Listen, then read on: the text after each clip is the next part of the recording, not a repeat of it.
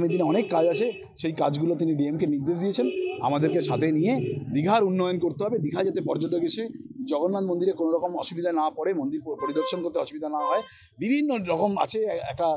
বিভিন্ন রকম তিনি করবেন, কাজ করবেন, সেগুলোকে তিনি সরজমিনে কালকে দেখার পরে তিনি এই সিদ্ধান্ত নেবেন এবং বলেছেন যে এখানকার স্থানীয় বিধায়ক কালকে অখিল গিরি তিনি ওনার সঙ্গে থাকবেন এবং আমাদেরকে তিনি বলেছেন বাইরে থেকে টোটালটা পরিদর্শন করে টোটাল ম্যানেজ করতে এবং আগামী দিনে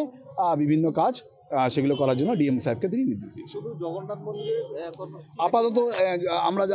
আমার কাছে যতটুকু খবর আছে যে এইবারের সফরটা জগন্নাথ মন্দিরকে কেন্দ্র করি, কেন এত প্রতীক্ষিত যে ওনার একটা চিন্তাভাবনা ছিল যে পুরীর আদলে দীঘাতেও একটা জগন্নাথ দেবের মন্দির হোক, সেই মন্দির নিশ্চিতভাবে অল্প কম সময়ের মধ্যে এত ভালো একটা মন্দির দাঁড় করানো গেছে এবং সেটাকে যাতে আরও আকর্ষণীয় করে তোলা যায়, সাধারণ মানুষের কাছে তুলে যায়, ভক্তগণ সমর্থক যারা পুজো আর্চায় করেন তারা যেন দীঘাকে কেন্দ্র করে যে জগন্নাথ মন্দির গড়ে উঠছে তাতে আরও আকর্ষিত হন, তার ব্যবস্থা। ব্রাহ্মণ ট্রাস্টের লোকজনও দেখা করেছেন, দিদি তাদের কথাও বলেছেন যে কালকেও ব্রাহ্মণ ট্রাস্টের লোকজনকে দেখে নিস, তাদের সঙ্গে কথা বলে নিস কী কী আছে সেগুলো ডিএম সাহেব এবং আমাকে আলাদাভাবে তিনি নির্দেশ দিয়েছেন।